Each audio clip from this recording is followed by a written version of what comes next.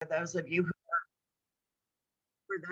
who were on last week's webinar, we are recording today as a reminder so that we will save this presentation for you or your colleagues to view later.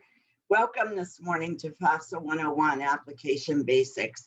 We are going to talk today to those of you who are pretty new to the Fafsa process, as well as those of you who've forgotten everything we knew from the last year, if you're like me, and you need a refresher course. So this is a basic presentation about those things you need to know when you're helping a student complete a FAFSA. Next week, we will do a refresher of this course called 201, where we will delve into a few topics we talk about today in a little bit greater depth. So I hope I will see some of you or hear some of you next week. A bit of an introduction to me. Many of you who've been on these webinars before do know me. I am from the College Depot, part of the Phoenix Public Library System. I am a financial aid manager and college access advisor there. My claim to fame on FAFSA is I've done hundreds of them over the years, about a 40-year financial aid career in higher education. And I was one of the original founders of College Goal FAFSA in Arizona, which is the precursor to our current FAFSA completion project that all of us are very interested in. So I do these webinars on behalf of Arizona College Access Network because I seem to be one of the few people in the state who actually likes FAFSA. And so without further ado, I'm going to show you how much I like it by giving you some data today that hopefully will help you as you assist students. We want you to put your questions in the chat. Shay will get to some of them, but we are on a tight 1 hour time frame today. So if we do not get to your question, I do not answer it. Please know that at the end, I do provide my cell phone number as well as my email address. And you can use those two pieces of information anytime when you have questions. If you're with a student, if the student has just left your office and you don't know how to help them any further, you can always give me a call. And College Depot has graciously allowed that I can spend part of my time there in answering all of your questions, because what benefits your students benefits the entire community. And that's what College Depot is all about. So we're going to start today with a very basic piece of information. What is the FAFSA and why should students do it? And I know at least one person has said to you during a FAFSA completion event, why am I doing this? What's the point of this? I don't even think I want to go to college. Well, obviously, if the student has any idea that they might want to go to college in the coming year, or that even they're not interested right now, but they want to keep their options open, the free application for federal student aid, or FAFSA, is the way that all students can determine their eligibility for federal student aid. And that aid includes grants. The most well-known is the Pell Grant program, federal student loans, which nobody ever wants to talk about, but students sometimes need. And finally, the federal work-study program, which allows students to work on campus, gain work experience, and valuable funds for their education. The FAFSA does more than just establish eligibility. It is not a program, it is an application. It's the application not only for federal aid, though, but many times it's the application that schools and scholarship organizations will use to award need-based grant and scholarship money. So they want to award the students who have the greatest need and the lowest income. The FAFSA is a very convenient way of them determining this. So every student who thinks they might be looking at college should complete a FAFSA. If they don't go to college, nothing really happens to it. So there's no harm in doing the exercise. And again, it opens so many doors for them. The FAFSA application is pretty easy to complete. Never do it on paper if you can help it, because that is the archaic way of completing this application. FAFSA on the web, or fafsa.gov or studentaid.gov. There are many ways to enter the FAFSA and complete it online. It is also a mobile application, so your students can even sit and complete a FAFSA on their phones during their lunch hour or when they get home, or God forbid, during class. But there are so many ways to complete it online that you absolutely never want to recommend the student complete a paper document. So that's really the what and why the FAFSA is. Now we're going to talk about what's in it. I do not go line by line. I instead tell you what to expect. The application has many online help tools. There should be no question that you face that you are unable to answer with the help questions and with the knowledge you gain from this webinar. So without further ado, the first thing the student has to have in order to complete a FAFSA is the Social Security number. And that the name on the Social Security card should be the name that the student lists on the FAFSA, not a nickname, not Nikki Perez, but Nicole Perez. If Nicole has two last names, she should list them on the FAFSA. But again, a match between the SSN and the Social Security card is vital in getting this FAFSA to process correctly. If the student has a Social Security number, but they are a DACA student, they can complete parts of the FAFSA, but it will make it very hard to submit it because they will be answering the question of whether they are a citizen or eligible non-citizen with a no. DACA students are not eligible for federal aid. So when you're helping a DACA student complete a scholarship application or some other type of app, you want to be sure that you talk with them and whoever they're submitting that application to make sure what they need. But the FAFSA is probably not it, because they are not going to receive any kind of result when they fill out a FAFSA. So remember, citizens, eligible non-citizens, and that would include those students with the quote unquote green card who are refugees, have been granted asylum status, or otherwise are in this country as a permanent legal resident. One parent should also obtain an FSA ID. We're going to talk about that. We talked a lot about it last week, and we'll go over it a little bit today. But the FSA ID is really the way that a student establishes an account with FAFSA and signs their application electronically. Ideally, one of the parents will be able to complete an FSA ID as well. But you, just like me, probably see a lot of families where parents are undocumented. If the parent or parents are undocumented, but the student is a citizen or eligible non-citizen, they can feel free to apply. Nothing requires the parent to be a citizen or an eligible non-citizen on the FAFSA. But it is critical that when the student is completing demographic information and they have an undocumented parent, they complete the SSN section of the FAFSA for that parent or those parents with all zeros. I'll say that again. Undocumented parents' Social Security numbers are all zeros. They cannot create an FSA ID because they do not have a Social Security number.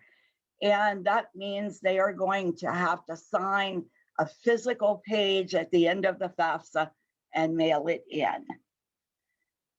If your students have the opportunity to create an FSA ID before they start the FAFSA, even if it's 30 minutes beforehand, it's better than sitting down with them and having them complete an FSA ID at the very beginning of the FAFSA process.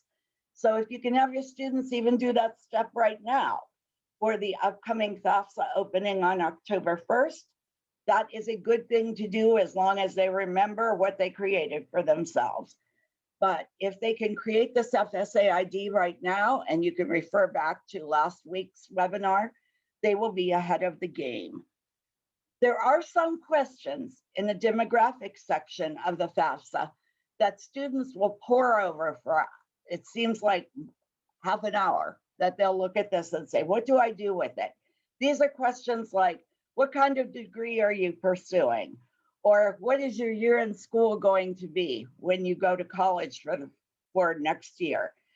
Those questions are all estimations. The student might change their mind or bring in more credits to a school at any time. So the students don't have to be so precise on these questions. The school uses them to establish some initial eligibility and then follows up with the person if they need more information. So don't pay a lot of attention to questions like, what year in school are you in? Just be sure the student applying for a Fafsa who is in high school does not say they already have a bachelor's degree. Because if they say that, because they get confused, there will be no Pell eligibility calculated because graduate students do not get federal grants.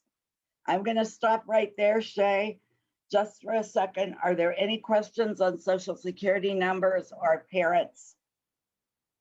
We haven't had any questions yet. Okay.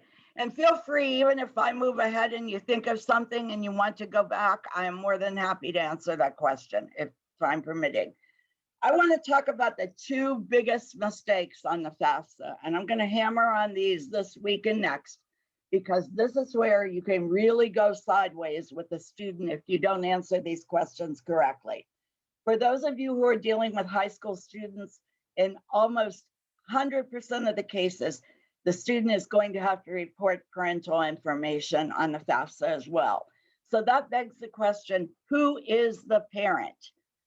The parent is very restricted on the FAFSA, and it includes only the people you see on the screen. A natural or adoptive parent or parents, if they live together, whether they are married or not. So again, if you're dealing with two natural parents who are married or two adoptive parents who are married, it's very easy to define who is the parent. But that also applies to unmarried natural or adoptive parents who are simply partners living together who do not have a legal marriage. They are living together, however, they're in the same household, therefore they both count. What about a student whose parent or parents are divorced, separated, or otherwise not living in the same household? Then the person who counts on the FAFSA is the parent the student lived with in the last 12 months. So I'll say that again. If there's only one parent in the household because of separation, divorce, or living apart intentionally, not accidentally in another country working or something, then only one parent counts on the FAFSA, not both. And the student and the parent must decide which one, parent one or parent two, which mom, which dad, mom or dad, is going to count on the FAFSA. And the way that they decide is where did they live the most in the last 12 months? That is the main question. If they cannot answer that, then the secondary question that you and the student must ask themselves is, who gave me the most financial support in the last year? And that is the parent they choose. They don't get to just pick whichever one they want. It has to follow one of these two rules. First rule, who did they live with the most? Second rule, if they can't define that because they've lived equally with each parent, who supports them the most? And then finally, we do have a lot of blended families, natural or adoptive parents that the student lived with most in the last 12 months. But what if that parent has remarried?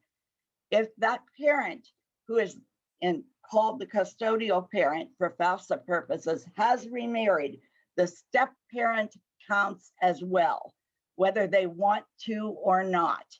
So it's critical that you tell a family where the mother or father has remarried that the step parent is going to count for demographic and income purposes. There are step parents who don't like this rule because they say things to you like, I didn't even know this family during the tax year the FAFSA is asking about. I married to her yesterday, but we're filling out the FAFSA today, and now they're asking about Me in 2020?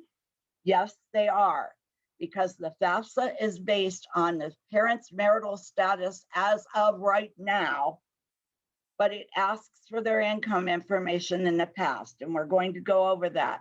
So remember, if there is a step parent, a legally married step parent in the picture, their information will have to be reported on the FAFSA. If the parent has a live-in partner and they're not legally married, that's as if that person didn't live there at all, okay?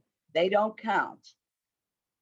If they're not legally married, that person who is living in their household could really just walk away at any time with no repercussions. And that person obviously does not have to go on the FAFSA.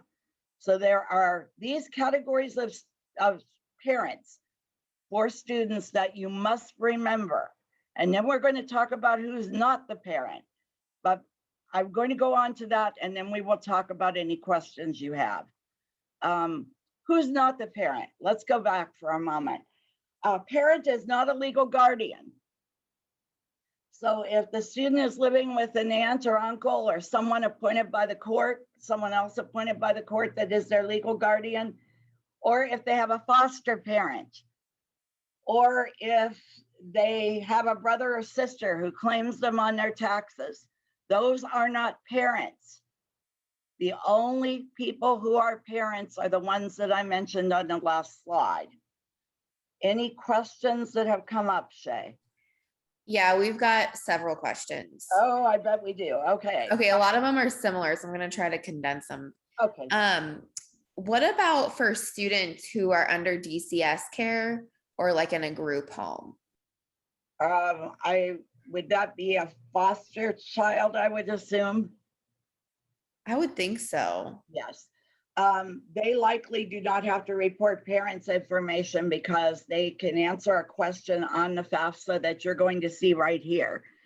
If the student, all right, I'm looking for it here.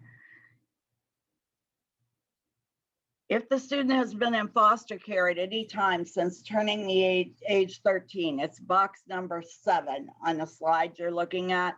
They do not have to report any parental information, even if they go back to their natural parents, because the thought is that children who end up in the foster care system while they are teenagers are in an unstable environment, and therefore they are considered independent of their parents, because who knows whether they're going to go back to them for 1 day, 10 days, 100 days.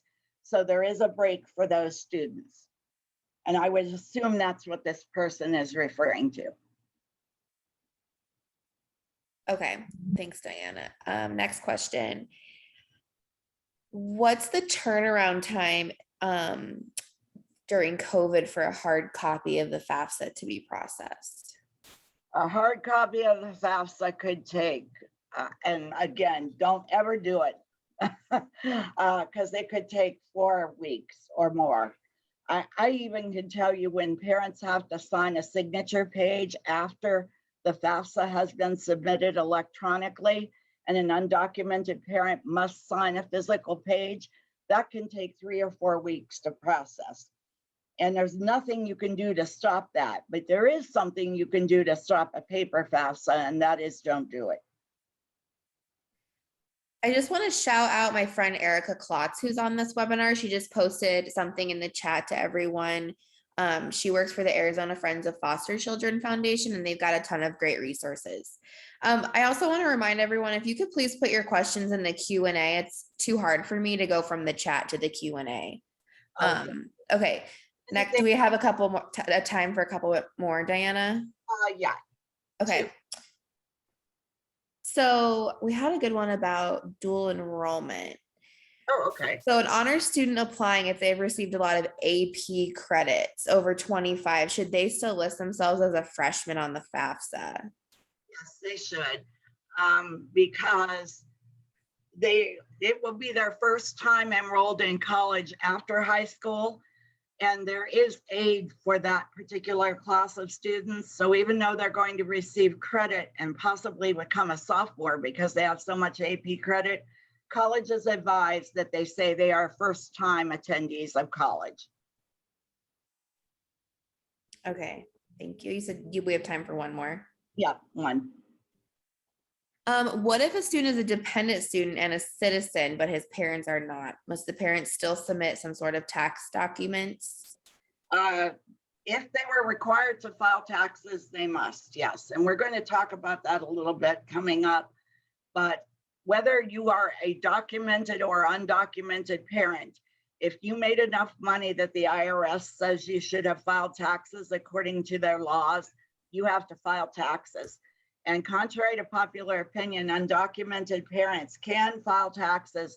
They must obtain a taxpayer ID number. But my philosophy, or what I tell you, is that the IRS wants your money no matter who you are. Okay, thanks, Diana. We can keep moving. When does a student not have to report their parents' information?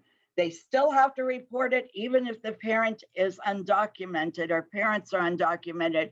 But if the student is 24, they are considered independent. We don't see many of those because most of you are high school counselors. What if the student is married? We do see a little bit of that in high school. Then they are independent and they must report on their spouse and them and not their parents. If the student is pursuing a graduate degree, they are automatically independent, and you should not have anybody in that category in most cases. If the student is in active duty military or is a veteran of the armed services, not are they in the ROTC or the National Guard, if they are active duty called to anything other than training, or they have already completed their service, they're 21 years old and they're out, they are independent as well. What about students who have their own kids? And we all know some of those students who have children that they are supporting in the coming year.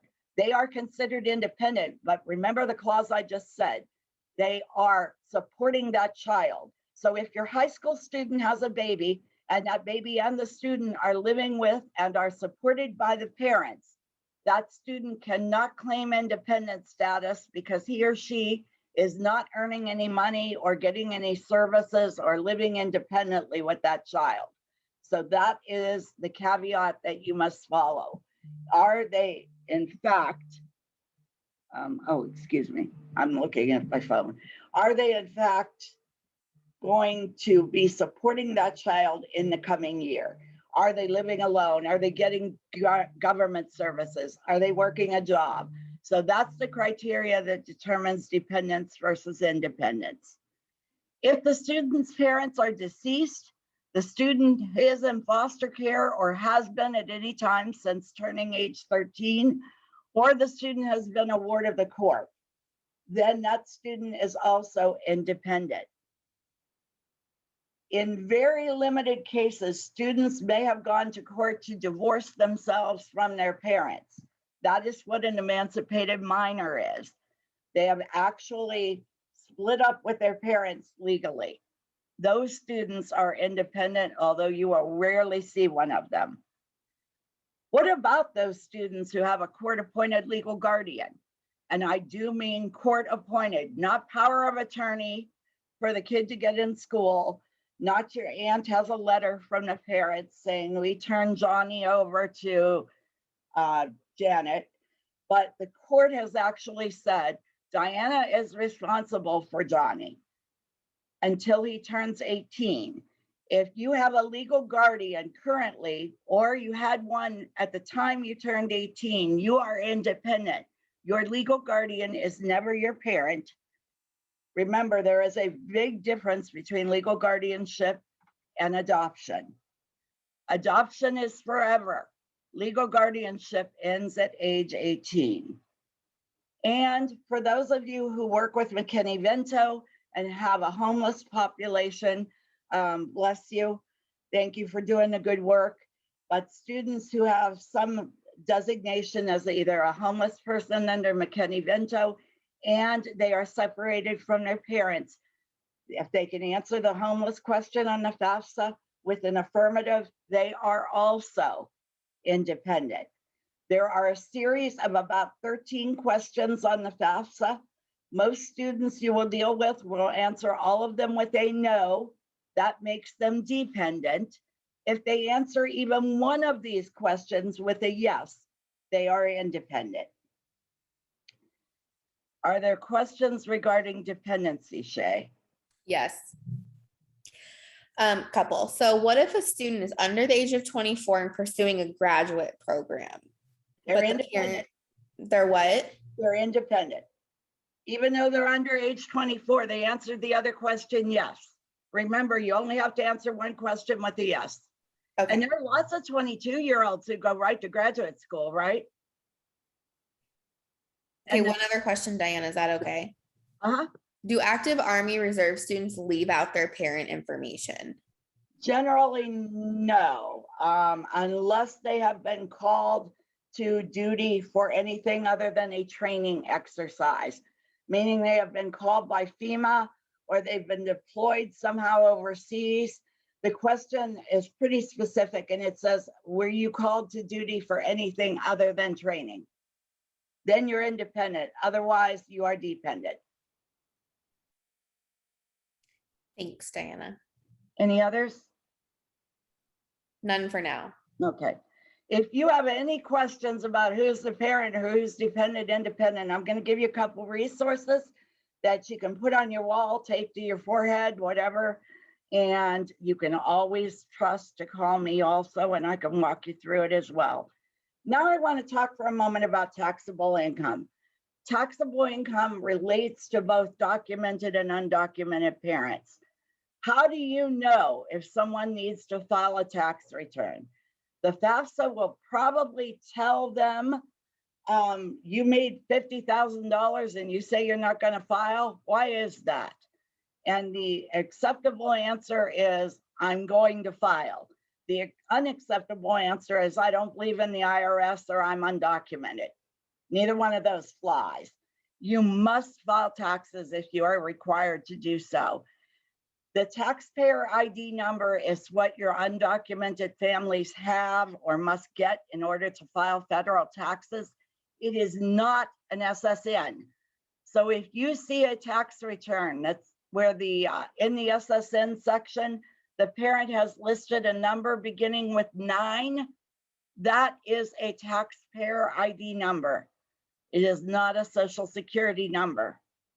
So you can generally tell if it starts with a 9, you know it's not an SSN. What if the parents are married? And this happens to me every day. Parents are legally married. They were legally married at the end of the tax year, but some tax preparer convinced one of the people to file as head of household, or both of them living in the same household. First of all, you can't have 2 heads of household in a household. Secondly, if you are legally married, there are only 2 acceptable tax filing statuses with very few exceptions. Those statuses are married filing separately or married filing jointly.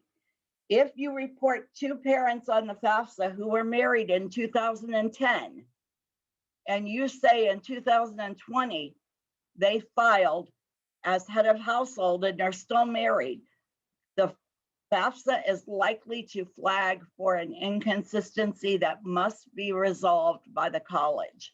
This is where students get in trouble. So if you have a chance to talk to your families, you're not the tax expert, you're not the tax preparer, but you should warn them in advance that this may be a problem.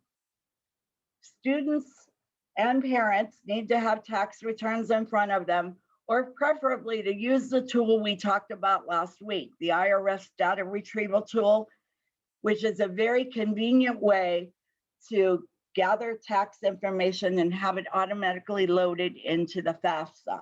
And we're going to look at that in a moment. That was a pretty big part of last week's presentation. And finally, when the student is asked how many people are in their household, it doesn't necessarily have to match with how many people were claimed as deductions on the tax return. Because obviously where you were in December of 2020 might be very different than where your household stands right now in September of 2021. So before I move on to the IRS data retrieval tool, are there questions about who has to file a tax return?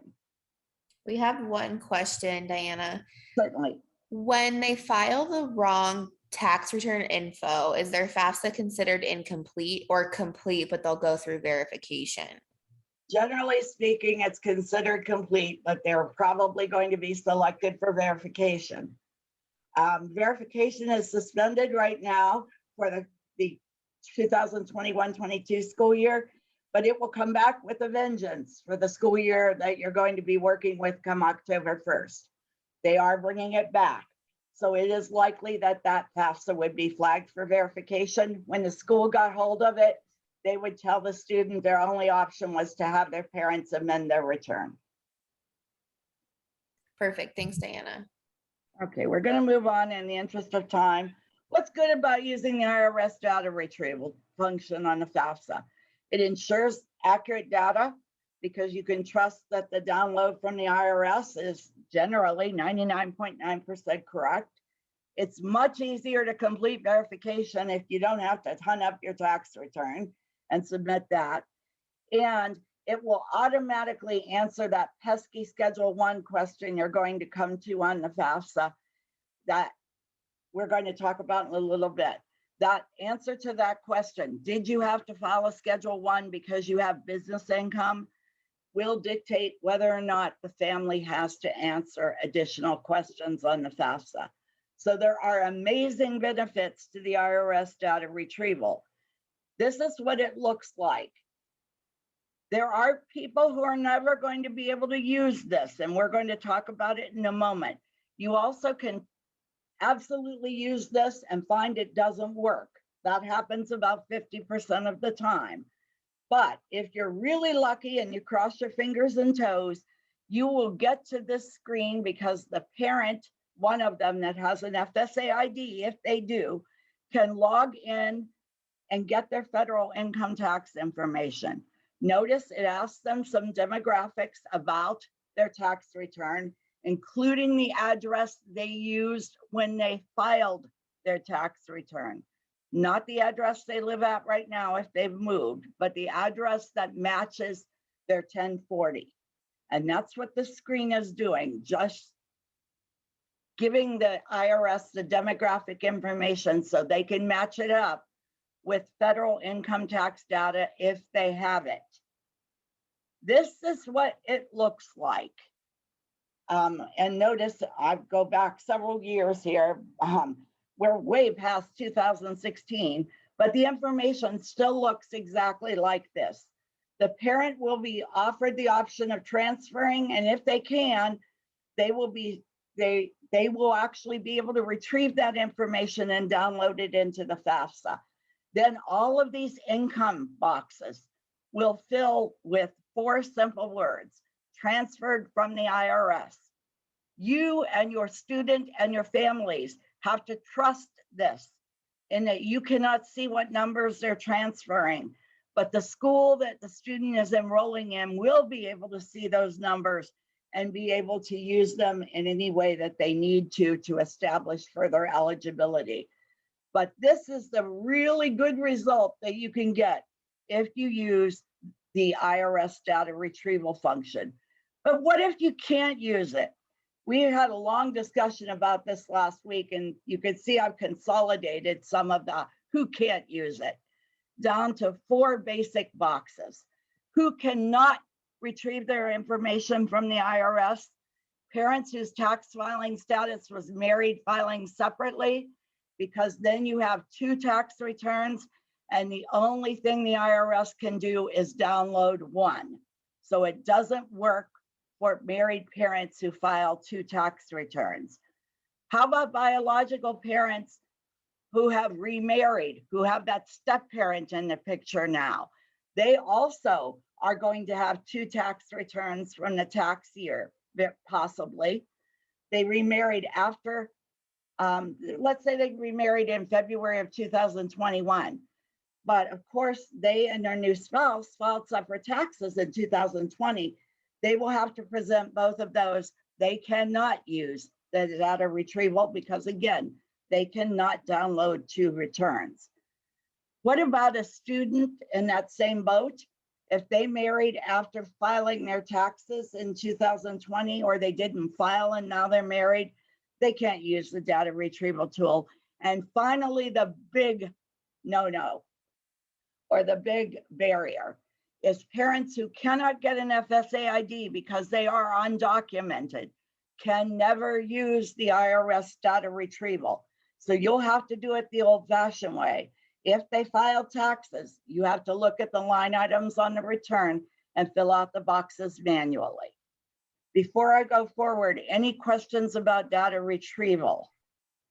So Diana, we have one question, Okay. which you kind of covered it a little bit, but for international parents who do not file taxes in the US, can they say that they're filing internationally and then use that information on the FAFSA? They can. Many times they also filed US taxes, but if they did not and they filed a foreign tax return, there is a box on the FAFSA that asks that. Then they must submit that return along with the translation of how, and they must translate for themselves how that works out into US dollars. You can't say I made 90,000 euros or whatever. I don't even know if that's even possible. You can't say that. You have to translate into US dollars, and the school has to know that you did that and why you did it. Thanks, Diana. Okay. Further, moving right along, untaxed income.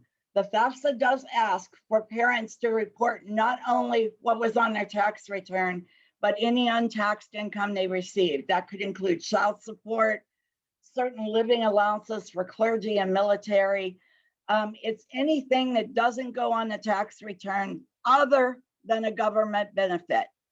For your families who are earning Social Security benefits, Social Security disability, that's SSI, government housing, SNAP, food stamp assistance, none of that counts as untaxed income on the FAFSA because it is a government benefit. And you aren't required to report one government benefit in order to qualify for another. So again, most of those, you could have a parent living on Social Security disability and a student getting Social Security disability. That's all they live on. They get Section 8 housing. They get SNAP benefits. The only thing that's going to be on that FAFSA is a whole bunch of zeros. And that is acceptable because they have no reportable income. They may get asked to document that, but it is perfectly okay to say. Cash contributions from family and friends count as untaxed income. Anything that's provided in kind, like I live with my boyfriend, he pays all the bills. I don't have to report that because I just live here free. But if he hands me a check for $5,000 every month because I'm a lovely girlfriend, I just had $60,000 a year in untaxed income. So remember, there's a difference between cash being given to me and in-kind contributions being given to me. Any questions about this slide? Someone said VA disability or education benefits received by parents. VA disability? Yeah, or education benefits do count. Okay. VA non-educational, but it's very specific on the FAFSA. You will know whether you have to report it based on the definition. And I won't go into the big long thing on it here, but you'll see it. They can count. Educational benefits through VA do not. Thanks, Diana. Okay. Let's talk about parent and student assets. There are times on the FAFSA when you will be asked, and the student will be asked, how much in assets do your families have? This question does not even always appear, and we're going to talk about that in a moment. But if it does appear, there are several things you need to remember, and the FAFSA will tell you this. Assets do not include the primary residence that the family lives in, whether it's a mansion or a mobile home or a hut. That does not matter. The primary residence doesn't count. A small family-owned business, like my family owns a dry cleaner or a restaurant, and everyone who works there, we have less than 10 employees. That doesn't count either. Retirement accounts don't count against me, thank goodness, because I'm old. So if I have an IRA or 401k sitting out there and I'm not drawing from it as income, then it does not count against my family. If I have a trust fund that is restricted by court order because my son or daughter was in an accident and the court says they can't access this money until they're 21, I do not have to report that. If I'm withholding it from the student as their parent, I do have to report it. I don't have to report all my fancy jewelry, my big cars, or my antiques. And finally, if I have one of those savings plans for college called a 529 plan, and it is owned by I'm the student, my grandmother owns it, my aunt owns it, unless it is owned by me in my name or by the parent, it does not count either. These are a lot of exceptions to the rules. So what does count as an asset anyway? If I have rental property, if I own other property I plan on building something on, if I have a vacation home that I don't live in year round, if I have cash savings and checking accounts that are in a place where I can access them readily, all of those things do count, okay? But you are seeing on this list things that do not count. Questions about assets before we move forward? None so far, thank you. Okay. Now we're going to talk about household size. This is one of the things that students tend to over-report or under-report. And the Fafsa has a very convenient way of adding people in the household. So you don't have to think to even add to 5 or 6. It does it for you. The student is automatically considered in the household and 1 or 2 parents, depending on how they filled out the first part of the Fafsa. Did you have an unmarried parent and you're only reporting on 1? Or do you have 2 parents living in the household and you're reporting on both of them? It will add 2 plus 1 or 1 plus 1 and come up with definitely these people are in your household. But what about the other people that live there? First of all, the student's siblings. If they are going to live in the household in the coming year or receive more than 50% support from the parents in the coming year, they do count in the household size. That means that if you have a sibling who's attending Penn State University and they're away for 9 months of the year, but they are still definitely being supported by your parents, they are in your household and they are also in college. So counting them in both sections is vital because it can certainly support a student's enhanced eligibility. But what about that sibling that lives in your household who makes all the money? And we all know families like that. Brother or sister is 27 years old, earning all of the money and really supporting all of you in the house, including the parents. He's not the parent. He or she is not the parent, but he or she is also not in the parent's household because even though they're living in the house, they're actually paying for everything. So I hope that makes sense to all of you. The key is not just living in the house, even if they live outside the house, are the parents responsible for supporting them more than 50%? How about other relatives that live in the house? My niece, my nephew, my grandmother, not my grandmother, the student's grandmother, or my mom. Those people, if they're not supporting themselves and the family is helping them by letting them live there, buying their food, giving them shelter, not taking any money from them, claiming them on their taxes, they are actually in the household. Even if they weren't claimed on the taxes, they still could be in the household in the coming year. And any other person, including my best friend who moved in 5 years ago and never went away. If my parents have kind of informally adopted them into the family and they're paying for everything, yes, they count in the household. I want you all to think about scenarios that you have seen or know about and ask any questions you may have on who's in or who's out. And while you're thinking about that, I'm going to tell you how this is documented.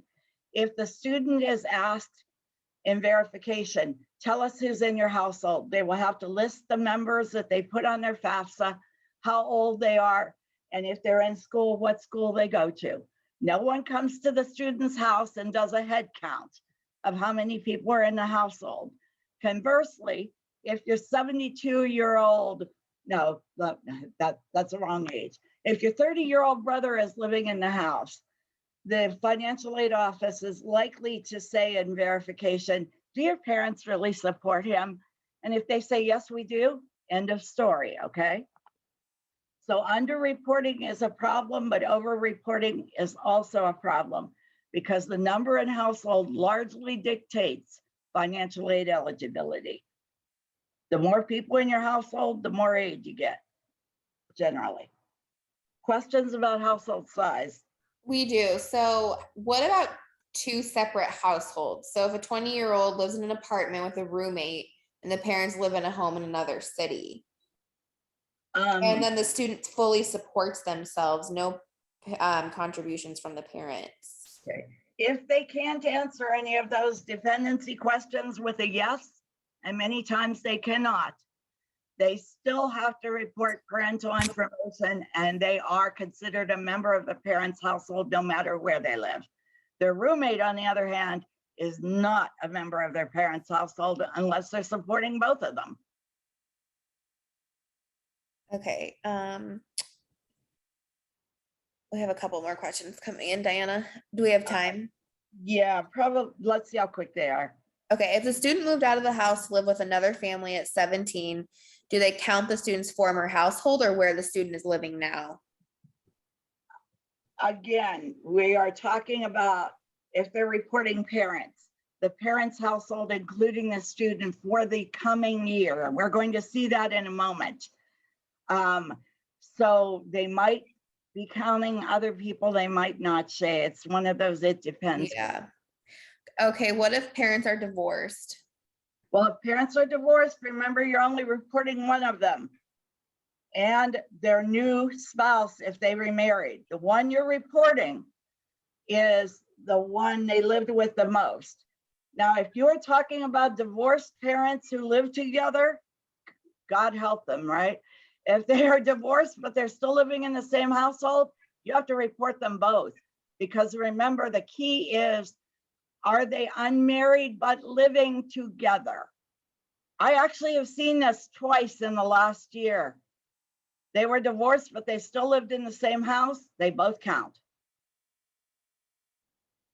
That's it for now, Diana. Okay. Why does the FAFSA ask this crazy stuff anyway? Really quickly, if it's going to ask the parent date of marriage. If the marriage occurred many years ago and they say they're still married, that FAFSA is going to look for a tax filing status of married filing jointly or separately. So that's the key. First question, are your parents married, single, divorced? What are they? My parents are married in 2010. They got married in March 2010. The FAFSA actually asked that. Then they're still married, but the student says in 2020, they filed head of household. The FAFSA is going to say, how come? That doesn't make any sense. It's going to be inconsistent. So that's why they ask it. Did they file a basic 1040 and no Schedule 1 with business income on it?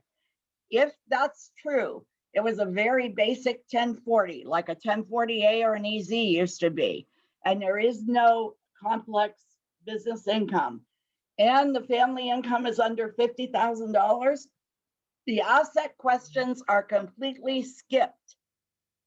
And I want to say that again. Income, family, parents earn under $50,000. Asset questions can generally be skipped, and they will be. They won't even be presented on the FAFSA, so you don't have to worry about, should I answer them, should I not? If it says, do you want to skip questions about assets? The answer is yes. Never tell it anything it does not require you to, okay?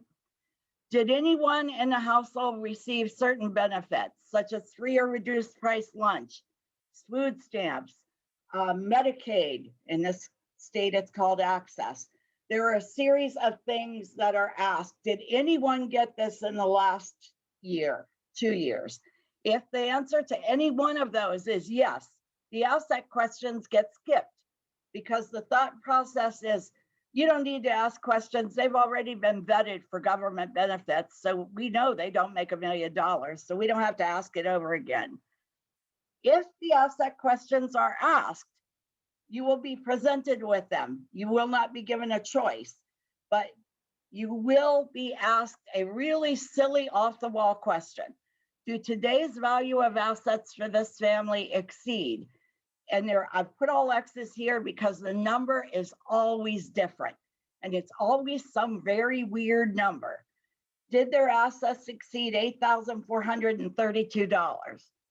It's a behind the scenes calculation. You simply have to look at the family and you say, do your assets exceed? And this is what assets are. And they usually look at you and laugh and go, when was the last time I saw $8,432? And in that case, if the answer is no, they don't have to report anything. If the answer is yes, then they answer the asset questions. And then finally, a very important thing for your lower income students, if the parental income is $27,000 or less, and that would be untaxed and taxed income. If it's $27,000 or less, the asset and student income information is all skipped. So if you've ever wondered why you get a Fafsa finished in 5 minutes, it's because you said the student's parent doesn't make any money. The student doesn't even appear, even if he made $50,000, because the thought process is a student making money when the parent's earnings are this little means that the parent is somewhat being supported by the student. So again, they're giving a break to lower income people. EFC in that case is 0, which means maximum financial aid. These are all the skip logic questions in the FAFSA, which allow it to be a dynamic form. It's also the reason why you should always complete the document online. The paper application gives you no opportunity to skip anything. Any questions about that, Shay? One question. So if the parents are married, but one parent lives in another country, is that parent's income required to report? If they are not separated intentionally, but just by travel or by the person being assigned to work over there and they still consider themselves happily married, they both count. Thanks, The Diana. question is separated. There is no legal separation in Arizona, so even parents who hate each other and haven't gotten a divorce yet can still say they're separated. But if it's simply physical separation, that does not count. Any Thank other you. questions? No. Okay, really quickly, the biggest timeline here. FAFSA dates past, present, and future. This is one of the big inconsistencies on the FAFSA, but if you remember this little chart, it will make perfect sense to you. The FAFSA always asks about the past tax year. So the FAFSA coming up in October is going to ask about the last completed tax year, which is 2020. That's in the past. The FAFSA asks right off the bat, what is the status of the student's marital status and parents' marital status as of today, as of the date they're completing the FAFSA? So if the parent remarried yesterday, they're married now, and marital status is for both people. If the family got divorced yesterday, there is marital status is divorced as of today, and the student only reports the custodial parent's income from last year, whether they filed together or not. And then finally, the future asks for household size for the upcoming year. So you're talking about taxes in the past, marital status as of today, and household size for the coming school year.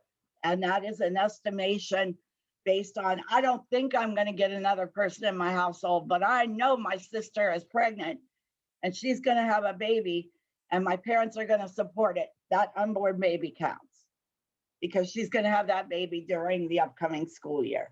Questions about past, present, and future before I move on quickly? No questions. Okay.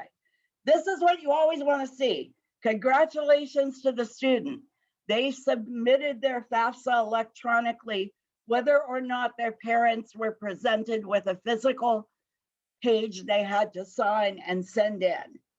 So the congratulations means you had a successful submission.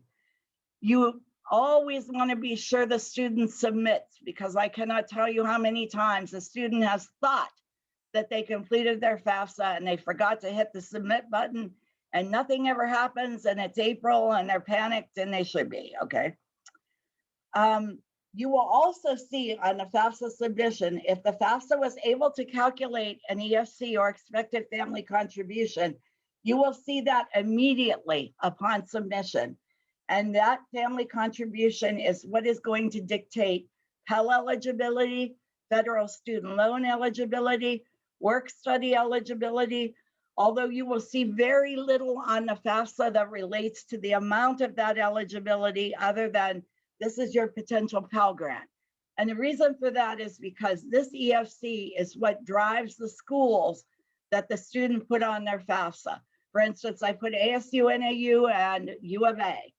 They all three are going to get my FAFSA results, and they are going to award financial aid to me accordingly.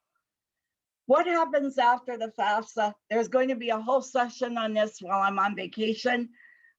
Julie Sains is the creator of this presentation, and she does it extraordinarily well. She is going to talk to you about verification. It doesn't matter to you this year, but it's going to matter in 2022-23. So I invite you all to sign up for that on September 17th, when I will be on the shores in Hawaii. Special circumstances. What about the students who don't fit in the boxes? They should be providing parent information, but they can't, or their family has suffered an extreme income reduction. In those cases, then there are provisions for the college or university to collect documentation from the student and to evaluate whether they can grant a special circumstance and make changes to the FAFSA for the student. The student cannot make those changes on their own, cannot just decide, I'm not going to report my parents' information because they don't like me, or I made $10,000 in 2021 so far. Last year I made 100,000. I'm going to report 10,000 instead. You can't do that, but the school can. And next week we'll be talking about how those special circumstances are handled. And then finally, and I'm moving really fast because we're running out of time, FAFSA resources. The one thing I want you to look at on this page, if you go to the Federal Financial Aid Toolkit, there are 2 super resources that will be shared with you on the FAFSA Bootcamp page also. Am I dependent or independent? And who is my parent?